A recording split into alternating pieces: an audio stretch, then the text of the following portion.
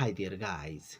Welcome to all of you on tech टकाटक टिक टकाटक टेक टकाटक। आज के वीडियो में हम एक ज़बरदस्त टॉपिक के बारे में डिस्कशन करने वाले हैं एंड यहाँ पर हम जानेंगे पावर प्लांट में कोयले से कैसे बिजली बनाई जाती है, कैसे कोयले को लाकर के पावर प्लांट के कोल यार्ड में स्टोर किया जाता है और कोल हैंडलिंग डिपार्टमेंट द्वारा कोयले को कैसे क्रशर मशीन से क्रश कर कर पोलराइजर मशीन में पोलराइज यानी कि पीसा जाता है और कोयले को कैसे बॉयलर मशीन में जलाकर भाप द्वारा टरबाइन को घुमाकर जनरेटर मशीन द्वारा बिजली बनाई जाती है। एंड ऑल्सो हम बात करेंगे कंडेंसर और कूलिंग टावर के बारे में and end of the video हम बात करेंगे वाटर साइकिल के बारे में।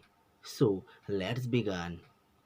एक्चुअली ये जो पावर प्लांट होता है ये बहुत बड़े एरिया में फैला होता है। ये लगभग 3 से 4 किलोमीटर के एरिया में फैला होता है और पावर प्लांट में बिजली बनाने के लिए हमें काफ़ी सारे कोयले की आवश्यकता होती है। इसलिए पावर प्लांट में लगभग 1.5 मिलियन टन से भी ज़्यादा कोयले को स्टोर किया जाता है और ये लगभग 30 से 40 दिन का स्टॉक होता है, क्योंकि अगर कोयला ख़त्म हो जाएगा तो पावर प्लांट बंद हो जाएगा और शहरों और गाँवों की बिजली कट हो जाएगी। इसलिए पावर प्लांट में लगभग 1.5 मिलियन टन से भी ज़्यादा कोयले को स्टोर किया जाता है और ये लगभग 30 से 40 दिन का स्टॉक रहता है। पावर प्लांट में जब कोयले की ट्रेन आती है तो उसको कोल हैंडलिंग डिपार्टमेंट को सौंप दिया जाता है और कोयले को कोलयार्ड में नीचे उतारा जाता है और कोलयार्ड में कोयले को स्टोर करने के लिए काफ़ी सारी जगह होती है जहाँ पर कोयले को स्टोर किया जाता है और कोयले को नीचे उतारने के बाद ट्रेन वहाँ से चली जाती है।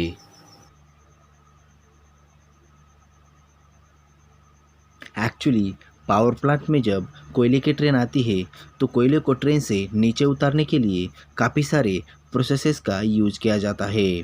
जैसे कि ट्रेन जब कोल यार्ड में आती है तो ट्रेन के हर एक डिब्बे को नीचे की तरफ से खोलकर उसमें से कोयले को कोल यार्ड में स्टोर किया जाता है या फिर वैगन व्हील मशीन द्वारा ट्रेन के हर एक डिब्बे को उल्टा करके उसमें से कोयले को कोल यार्ड में स्टोर किया जाता है और बाद में स्टैकर कम रिक्लाइमर मशीन द्वारा कोयले को उठाकर कन्वेयर बेल्ट द्वारा आगे के प्लांट में भेजा जाता है। इस तरह यहाँ पर कोल यार्ड में जब कोयले की ट्रेन आती है तो ट्रेन के हर एक डिब्बे को नीचे की तरफ से खोलकर उसमें से कोयले को कोल यार्ड में स्टोर किया जाता है। इस तरह से यहाँ पर कोयला ट्रेन के हर एक डिब्बे को नीचे की तरफ से खोलकर उसमें से कोयले को जाली द्वारा कोल यार्ड में स्टोर किया जाता है। इस तरह यहाँ पर कोल यार्ड में ऊपर की तरफ जाली लगी होती है जिसमें से कोयले को कोल यार्ड में स्टोर किया जाता है और कोल यार्ड में कोयले को स्टोर करने के लिए काफ़ी सारी जगह होती है। या फिर ट्रेन के हर एक डिब्बे को वैगन व्हील मशीन द्वारा उल्टा करके उसमें से कोयले को कोल यार्ड में स्टोर किया जाता है। इस तरह यहाँ पर वैगन व्हील मशीन द्वारा ट्रेन के हर एक डिब्बे को उल्टा करके उसमें से कोयले को नीचे गिराया जाता है और कोल यार्ड में उसको स्टोर किया जाता है और बाद में कोयले को स्टैकर कम रिक्लाइमर मशीन द्वारा उठाकर कन्वेयर बेल्ट द्वारा आगे के प्लांट में भेजा जाता है। स्टैकर कम रिक्लाइमर मशीन के बारे में अगर हम बात करेंगे तो एक्चुअली स्टैकर कम रिक्लाइमर मशीन काफ़ी जायंट मशीन होता है। इसके आगे जो व्हील दिखाई देता है इसे बकेट व्हील कहा जाता है और ये जो बकेट व्हील है ये घड़ी के डायरेक्शन में घूमता है। बकेट व्हील द्वारा कोयले को कन्वेयर बेल्ट पे डाला जाता है और ये जो कन्वेयर बेल्ट है ये बकेट व्हील से कनेक्टेड होता है। यहाँ पर कन्वेयर बेल्ट द्वारा कोयले को आगे की प्लांट में भेजा जाता है। कन्वेयर बेल्ट के बारे में अगर हम बात करेंगे तो एक्चुअली कन्वेयर बेल्ट एक मटेरियल हैंडलिंग इक्विपमेंट होता है जिसका यूज़ मैन्युफैक्चरिंग से लेकर प्रोसेसिंग इंडस्ट्रीज में मटेरियल को ट्रांसफ़र करने के लिए किया जाता है। इसके थ्रू मटेरियल को एक जगह से दूसरी जगह पर ट्रांसफ़र किया जाता है। कन्वेयर बेल्ट में दोनों तरफ ब्लॉक्स लगे होते हैं यानी कि पुलीज होते हैं।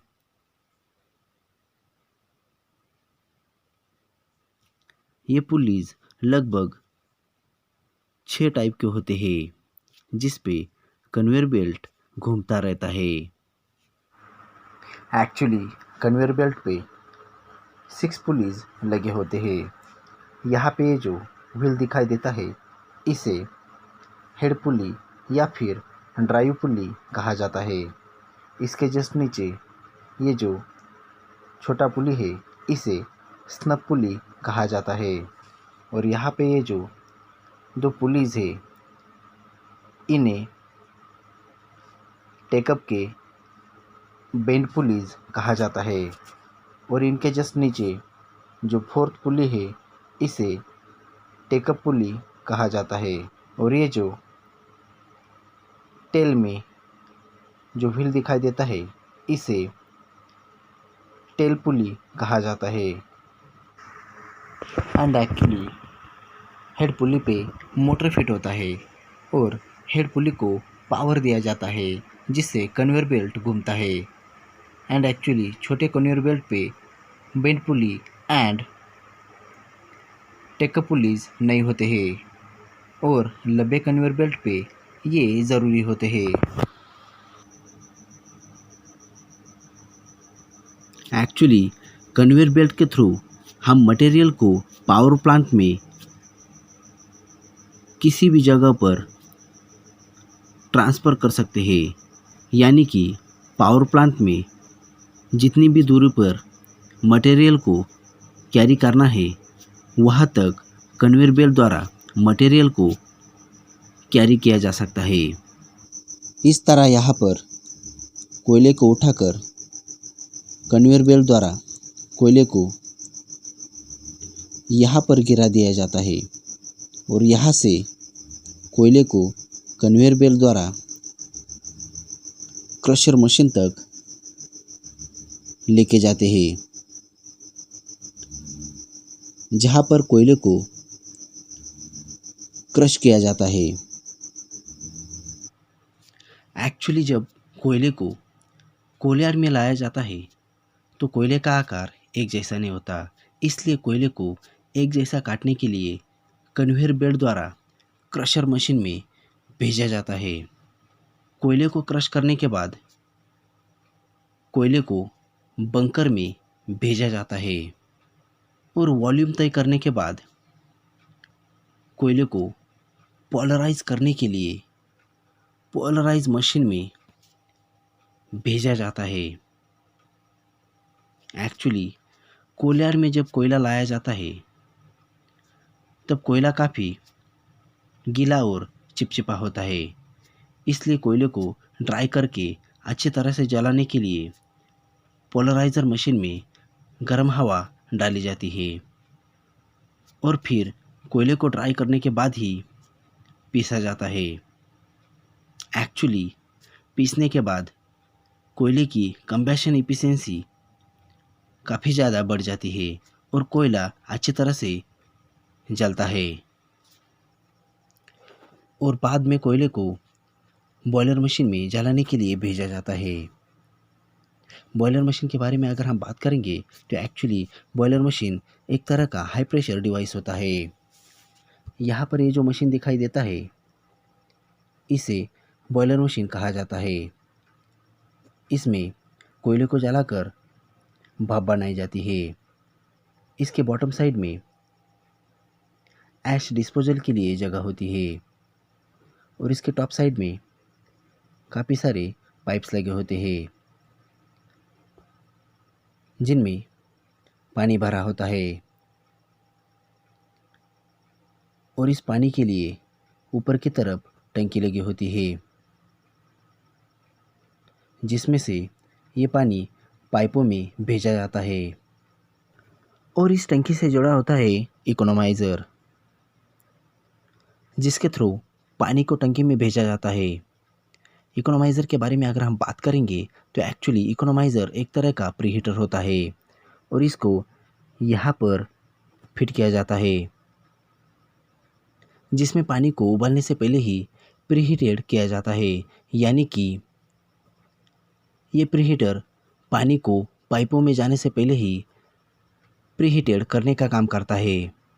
एक्चुअली क्या होता है, बॉयलर में जो फर्नास होता है उसमें जब कोयले को यहाँ से जलाने के लिए भेजा जाता है तो उसमें कोयले को ड्राई करके अच्छी तरह से जलाने के लिए हॉट एयर भेजी जाती है, यानी कि गर्म हवा भेजी जाती है और कोयला जब जलने लगता है तो इसकी आग चारों तरफ फैल जाती है और इसी बॉयलर से जुड़ा होता है इकोनोमाइज़र।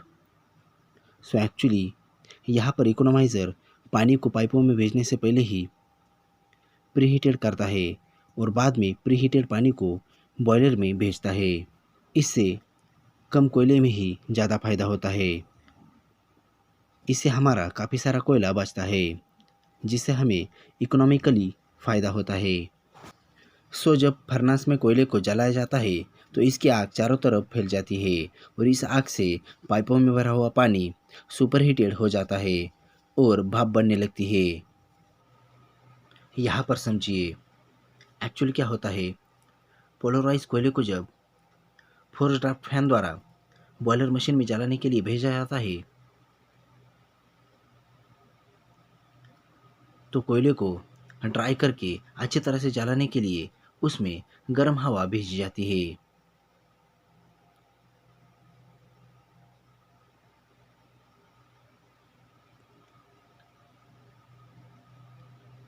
और जब कोयला जलने लगता है तो उसकी आग चारों तरफ फैल जाती है और इसी बॉयलर से जुड़ा होता है इकोनोमाइज़र। इकोनोमाइज़र बॉयलर के आग से ही अपने पानी को पहले से ही प्रीहीटेड करता है और बाद में प्रीहीटेड पानी को बॉयलर में लगे हुए पाइपों में भेजता है। सो जब कोयला जलने लगता है तो बॉयलर में लगे हुए पाइप्स जलकर लाल हो जाते हैं और इनमें भरा हुआ पानी सुपरहीटेड हो जाता है और भाप बनने लगता है। यहाँ पर इस भाप का टेम्परेचर लगभग 540 डिग्री सेल्सियस से लेकर 1000 डिग्री सेल्सियस तक चला जाता है और इस भाप को बाद में टरबाइन को घुमाने के लिए भेजा जाता है। तो सोचिए हमारे घर में जो कुकर होता है वो भी एक तरह का बॉयलर होता है। उसमें जब पानी को उबाला जाता है तो कुकर की सीटी उड़ जाती है। सो इतने छोटे से कुकर का ये हाल होता है तो घर जितने बड़े बॉयलर में जो भाप बनता है उसका प्रेशर कितना ज़बरदस्त होगा। सो इस भाप को बाद में टरबाइन को घुमाने के लिए भेजा जाता है और भाप के काफ़ी ज़्यादा प्रेशर से टरबाइन ज़ोर से घूमने लगता है और इससे पैदा होती है हमारी बिजली। अब यहाँ पर बॉयलर में कोयला जलाने के बाद धुआं और राख बचता है। सो जो धुएं के रूप में राख ऊपर उड़ता है उसे फ्लाई ऐश कहा जाता है और जो नीचे की राख होती है उसे बॉटम ऐश कहा जाता है और इस बॉटम ऐश को बाद में ऐश डिस्पोजल में डालकर सीमेंट कंपनियों को दिया जाता है और इससे सीमेंट का निर्माण किया जाता है और जो धुएं के रूप में उड़ने वाला राख होता है उसे अगर ऐसे ही छोड़ देंगे तो इससे हमारी बॉडी को इंजरी हो सकती है। इस धुएं में जो कण होते हैं, ये कण हमारे फेफड़ों को नुकसान पहुंचा सकते हैं। ये कण वातावरण को दूषित कर सकते हैं। इसलिए बॉयलर के ऊपर एक प्रेसिपिटेटर लगाया जाता है। एक्चुअली प्रेसिपिटेटर धुएं में से दूषित कण को अपने तरफ एब्जॉर्ब कर लेता है। इससे बॉयलर से जो धुआं निकलता है वो कम हानिकारक होता है और धुएं को बाद में इन चिमनियों द्वारा हवा में छोड़ दिया जाता है। टरबाइन के बारे में अगर हम बात करेंगे तो एक्चुअली टरबाइन काफ़ी सारे पंखों का समूह होता है जिस पे काफ़ी सारे ब्लेड्स लगे होते हैं और टरबाइन के काफ़ी सारे पार्ट्स होते हैं जैसे high pressure turbine, intermediate pressure turbine और लो प्रेशर टरबाइन। और टरबाइन का उपयोग बिजली बनाने के लिए किया जाता है। एक्चुअली क्या होता है, बॉयलर में जब कोयला जलाकर भाप बनाया जाता है तो उसका टेम्परेचर लगभग 540 डिग्री सेल्सियस से लेकर 1000 डिग्री सेल्सियस तक पहुंच जाता है। सो दैट इस ज़बरदस्त प्रेशर से टरबाइन को तेज़ घुमाने के लिए टरबाइन को ढक कर रखा जाता है ताकि टरबाइन को तेज़ घुमाकर बिजली बनाई जा सके। सो जब भाप को टरबाइन में भेजा जाता है तो भाप द्वारा टरबाइन के हर एक ब्लेड्स पर लगभग 250 किलोग्राम से लेकर 290 किलोग्राम का प्रेशर डाला जाता है। इतने ज़बरदस्त प्रेशर से टरबाइन काफ़ी तेज़ घूमने लगता है और टरबाइन के शाफ्ट से जुड़ा होता है जनरेटर। इससे जनरेटर घूमने लगता है और बिजली पैदा होती है। एक्चुअली क्या होता है, टरबाइन में जब भाप को भेजा जाता है तो उसका प्रेशर काफ़ी ज़्यादा हाई होता है। तो सबसे पहले हाई प्रेशर टरबाइन घूमने लगता है और जब भाप और आगे जाती है तो इंटरमीडिएट प्रेशर टरबाइन घूमने लगता है और जब भाप और आगे बढ़ता है तो भाप का प्रेशर लो हो जाता है और इससे लो प्रेशर टरबाइन घूमने लगता है। यहाँ पर समझिए एक्चुअली क्या होता है, जब भाप को टरबाइन को घुमाने के लिए भेजा जाता है तो उसका प्रेशर काफ़ी ज़्यादा हाई होता है। तो सबसे पहले हाई प्रेशर टरबाइन घूमने लगता है और बाद में जब भाप और आगे जाती है तो इंटरमीडिएट प्रेशर टरबाइन घूमने लगता है और जब भाप और आगे बढ़ती है तो भाप का प्रेशर लो हो जाता है और इससे लो प्रेशर टरबाइन घूमने लगता है और टरबाइन के शाफ्ट से जुड़ा होता है जनरेटर। इससे जनरेटर काफ़ी तेज़ घूमने लगता है और इससे पैदा होती है बिजली और लो प्रेशर टरबाइन के आगे जो भाप निकलता है उसको कंडेंसर में डाल दिया जाता है। यही टरबाइन पूरे पावर प्लांट का हार्ट होता है यानी कि हृदय होता है। सो यहाँ पर एक इम्पोर्टेंट क्वेश्चन आता है कि ये जो लो प्रेशर टरबाइन है इससे जो भाप निकलता है उसको ठंडा क्यों किया जाता है। लो प्रेशर टरबाइन से जो भाप निकलता है उसको ठंडा करने के लिए कंडेंसर में क्यों डाला जाता है। इस भाप को डायरेक्टली बॉयलर में क्यों नहीं भेजा जाता। तो एक्चुअली हीट ट्रांसफ़र होती है टेम्परेचर डिफरेंस के कारण और वर्क ट्रांसफ़र होता है प्रेशर डिफरेंस के कारण। जैसे कि हम जानते हैं थर्मल पावर प्लांट में हाई प्रेशर डिवाइस बॉयलर और लो प्रेशर डिवाइस कंडेंसर होता है। सो दैट यहाँ पर प्रेशर डिफरेंस होता है इसलिए हमें वर्क मिलता है। सो दैट यहाँ पर अगर आप भाप को डायरेक्टली बॉयलर में भेजना चाहते हो तो यहाँ पर आपको प्रेशर डिफरेंस नहीं मिलेगा और यहाँ पर आपको प्रेशर डिफरेंस न मिलने के कारण वर्क नहीं मिलेगा, यानी कि आपकी साइकिलिंग नहीं होगी। इसलिए लो प्रेशर टरबाइन से जो भाप निकलता है उसको ठंडा करने के लिए कंडेंसर में डाला जाता है। सो नाउ यहाँ पर हम बात करते हैं जनरेटर के बारे में। एक्चुअली जनरेटर यानी कि एक ऐसा डिवाइस जिसके द्वारा मैकेनिकल एनर्जी को इलेक्ट्रिकल एनर्जी में कन्वर्ट किया जाता है। एक्चुअली ऑरस्टेड नामक वैज्ञानिक थे। इन्होंने कहा था कि बिजली से चुंबक पैदा होता है।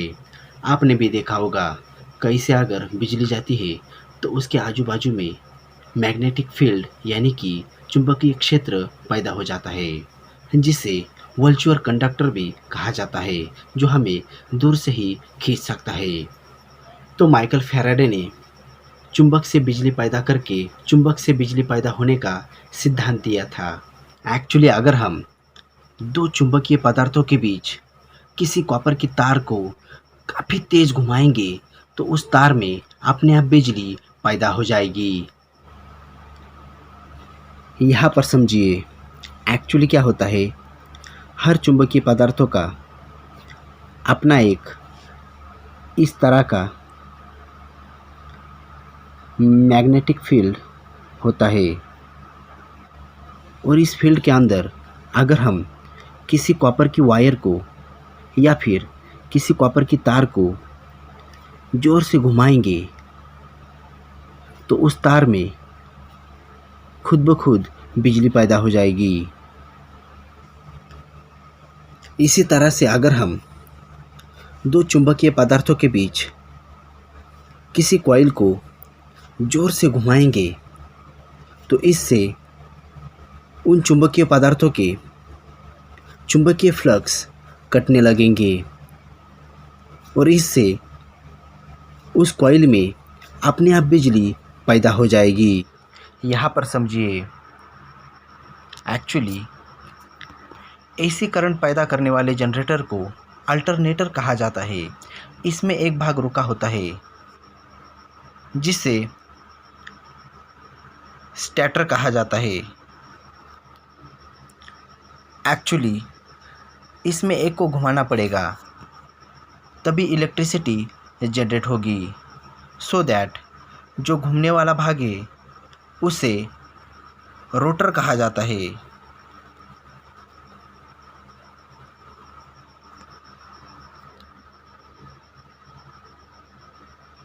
सो दैट रोटर को ज़ोर से घुमाने के लिए पूरी तरह से ढक लिया जाता है।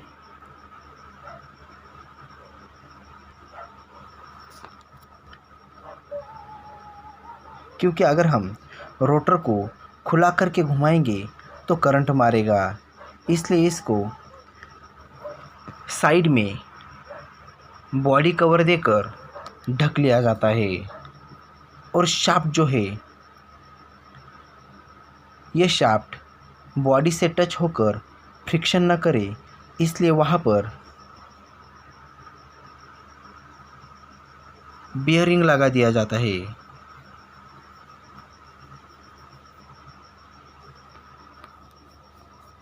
क्योंकि बियरिंग जो है यह डबल लेयर का होता है और बियरिंग का एक भाग शाफ्ट को पकड़े रहता है और अंदर का भाग घूमता रहता है और बाहर का भाग बॉडी से टच होता है। इससे बाहर का एरिया स्थिर होता है और अंदर का जो रोटर है वो ज़ोर से घूमता है और इलेक्ट्रिसिटी जनरेट होती। सो नाउ यहाँ पर हम बात करते हैं कंडेंसर के बारे में। एक्चुअली कंडेंसर एक तरह का कांस्टेंट प्रेशर डिवाइस होता है और कंडेंसर में सुपरहीटेड भाप को पानी में कन्वर्ट किया जाता है। एंड एक्चुअली इसके बॉटम साइड में पानी के लिए रिजर्वायर होता है जिसे हॉट वेल कहा जाता है और इसके अंदर काफ़ी सारे पाइप्स लगे होते हैं और इनमें ठंडा पानी होता है। सो दैट जब लोअर प्रेशर टरबाइन से भाप को कंडेंसर में डाला जाता है तो भाप ठंडे पानी के संपर्क में आकर पानी में कन्वर्ट हो जाती है। एक्चुअली क्या होता है, जब लोअर प्रेशर टरबाइन से भाप को कंडेंसर में डाला जाता है तो एक्चुअली कंडेंसर में ठंडे पानी के पाइप्स होते हैं और इन पाइपों के संपर्क में आकर भाप पानी में कन्वर्ट हो जाती है और हॉट वेल में गिर जाती है। और इन पाइपों का जो ठंडा पानी होता है, ये पानी भाप के संपर्क में आकर गर्म हो जाता है और इसको बाद में इस पाइप द्वारा कूलिंग टावर में ठंडा करने के लिए भेजा जाता है, जहाँ पर इसको कूलिंग टावर द्वारा ठंडा किया जाता है। सो नाउ यहाँ पर हम बात करते हैं कूलिंग टावर के बारे में। तो एक्चुअली कूलिंग टावर एक तरह का स्टीम एक्सचेंजर होता है। इसके द्वारा गर्म पानी को ठंडे पानी में कन्वर्ट किया जाता है एंड एक्चुअली इसके बॉटम साइड में ठंडे पानी के लिए बेसिन होता है एंड इसके जस्ट ऊपर नेचुरली ठंडी हवा अंदर आने के लिए जाली लगी होती है, जिसके द्वारा नेचुरली ठंडी हवा कूलिंग टावर में अंदर आती है और इसके जस्ट ऊपर गर्म पानी का पाइप होता है और इस पाइप में से गर्म पानी को शॉवर द्वारा नीचे बेसिन में गिराया जाता है एंड एक्चुअली इस पाइप को जानबूझकर ऊपर लगाकर इस पाइप में से गर्म पानी को शॉवर द्वारा नीचे बेसिन में गिराया जाता है, क्योंकि कंडेंसर द्वारा कूलिंग टावर में भेजा गया गर्म पानी नेचुरली अंदर आने वाली हवा के संपर्क में आकर के जल्दी से जल्दी ठंडा हो सके।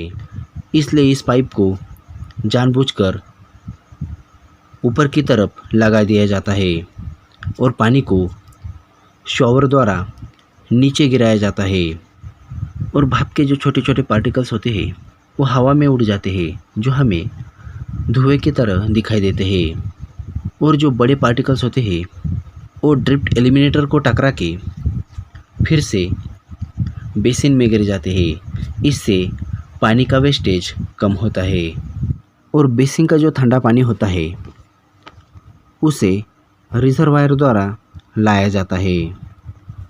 एक्चुअली किसी भी पावर प्लांट को ज़्यादातर नदी के पास ही बनाया जाता है और पावर प्लांट में खुद का रिजर्वायर बनाया जाता है। एक्चुअली नदी के पानी को पावर प्लांट में यूज़ नहीं किया जाता, क्योंकि नदी के पानी में सल्फर, मैग्नीशियम एंड मिनरल्स होते हैं। एक्चुअली इस पानी का जल्दी भाप नहीं बनता, इसलिए नदी के पानी को रिजर्वायर में जमा किया जाता है और जमा करने के बाद उस पानी को डीमिनरलाइज किया जाता है और फिर उस पानी को डीमिनरलाइज करके उसमें सिर्फ H2O को छोड़ा जाता है और बाद में उस पानी को कूलिंग टावर में यहाँ से भेजा जाता है और उसको यहाँ से बेसिन में जमा किया जाता है और इस पानी को बाद में इस पाइप द्वारा कंडेंसर से बॉयलर में भाप बनाने के लिए भेजा जाता है। एक्चुअली कूलिंग टावर से जो ठंडा पानी पाइप द्वारा भाप बनाने के लिए कंडेंसर से बॉयलर में भेजा जाता है, उस ठंडे पानी के पाइप को जानबूझकर कंडेंसर से जिस भाप के पाइप को कूलिंग टावर में भेजा जाता है, इस पाइप के नीचे से यहाँ से गुजारा जाता है। यहाँ से इसे लेके जाते हैं ताकि ठंडा पानी इस गर्म पानी के संपर्क में आकर के पहले से ही गर्म हो जाए, और जब ठंडे पानी के पाइप को कंडेंसर से बॉयलर में भाप बनाने के लिए भेजा जाता है, तो उस पाइप को जानबूझकर यहाँ पर इकोनोमाइज़र से जोड़ दिया जाता है ताकि इकोनोमाइज़र द्वारा पानी को पहले से ही प्रीहीटेड किया जाए और बाद में बॉयलर द्वारा इस प्रीहीटेड पानी को भाप में कन्वर्ट करके भाप द्वारा टरबाइन को घुमाकर जनरेटर द्वारा बिजली बनाई जाती है। एंड एक्चुअली पावर प्लांट में ओनली 11 to 13 kV बिजली बनाई जाती है, और बाद में बिजली को बहुत दूर गांव और शहरों में भेजने के लिए बहुत बड़े ट्रांसफार्मर को दिया जाता है, जहां पर ट्रांसफार्मर द्वारा बिजली के वोल्टेज को बढ़ाकर 2,20,000 वोल्ट तक किया जाता है, यानी कि 220 kV इतना बढ़ा दिया जाता है ताकि ज़्यादा दूर भेजा जा सके। और ये ट्रांसफार्मर बिजली को पावर लाइन द्वारा आगे भेज देते हैं, और लोअर प्रेशर टरबाइन द्वारा निकलने वाली भाप को कंडेंसर में डाल दिया जाता है, और कंडेंसर से भाप के पानी के पाइप को जानबूझकर ठंडे पानी के पाइप के ऊपर से लेके जाते हैं ताकि गर्म पानी ठंडे पानी के संपर्क में आकर के पहले से ही ठंडा होना चालू हो जाए। एंड एक्चुअली यहाँ पर 3 प्रकार की साइक्लिंग चालू होती है। सबसे पहले यहाँ पर नदी का पानी रिजर्वायर में डाला जाता है, और रिजर्वायर से डीमिनरलाइज पानी को कूलिंग टावर में यहाँ से डाला जाता है, और कूलिंग टावर से ठंडे पानी को कंडेंसर से होता हुआ बॉयलर में भाप बनाने के लिए भेजा जाता है, और बॉयलर में यहाँ पर कोयले को जलाकर पानी की भाप बनाकर भाप द्वारा टरबाइन को घुमाकर जनरेटर द्वारा बिजली बनाई जाती है, और भाप को लोअर प्रेशर टरबाइन से कंडेंसर में डालकर भाप को कूलिंग टावर में भेजा जाता है, जहाँ पर भाप को ठंडे पानी में कन्वर्ट किया जाता है। और अगर हम बात करेंगे कोयला साइकिल के बारे में, तो एक्चुअली कोयले को ट्रेन से कोयलयार्ड में लाया जाता है, और लाने के बाद कोयले को क्रशर मशीन में क्रश करके पल्वराइज मशीन में पीसने के बाद कोयले को बॉयलर मशीन में जलाने के लिए भेजा जाता है, और बॉयलर मशीन में कोयले को जलाने के बाद नीचे की तरफ जो राख बचता है उसे बॉटम ऐश कहा जाता है, और इस राख को ऐश डिस्पोजल में जमा किया जाता है, और बाद में उसे सीमेंट कंपनियों को दिया जाता है, जहाँ पर सीमेंट का निर्माण किया जाता है। और ऊपर उड़ने वाली राख को फ्लैश कहा जाता है। जिस राख के द्वारा ह्यूमन बॉडीज़ को नुकसान न हो इसलिए बॉयलर के ऊपर प्रेसिपिटेटर लगा दिया जाता है। एंड एक्चुअली प्रेसिपिटेटर द्वारा धूल में से घातक कण को एब्जॉर्ब किया जाता है और धुएं को चिमनियों द्वारा ऊपर की तरफ छोड़ दिया जाता है। इस तरह पावर प्लांट में 3 प्रकार की साइकिल्स होती है। सबसे पहले यहाँ पर नदी के पानी को रिजर्वायर में जमा किया जाता है जिसे डीएम प्लांट कहा जाता है। एक्चुअली यहाँ पर पानी को डीमिनरलाइज किया जाता है और बाद में इस पानी को इस पाइप द्वारा यहाँ से कूलिंग टावर में डाल दिया जाता है और बाद में बेसिन से पानी को इस पाइप द्वारा कंडेंसर से होते हुए बॉयलर में भाप बनाने के लिए भेजा जाता है। एक्चुअली बॉयलर में पानी द्वारा भाप बनाकर फिर उस भाप को टरबाइन को घुमाने के लिए भेजा जाता है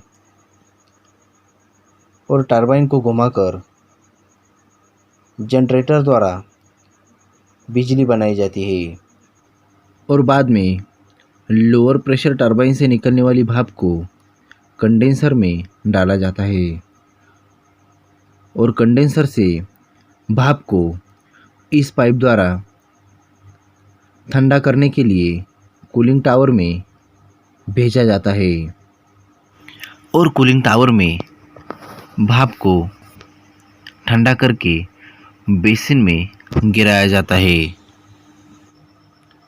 और बॉयलर में कोयले को यहाँ पर जलाकर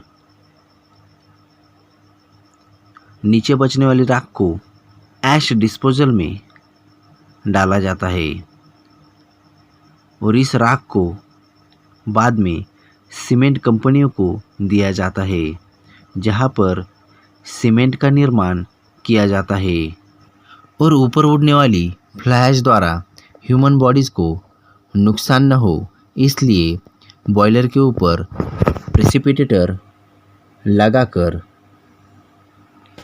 धुएं को बाद में चिमनियों द्वारा हवा में छोड़ दिया जाता है।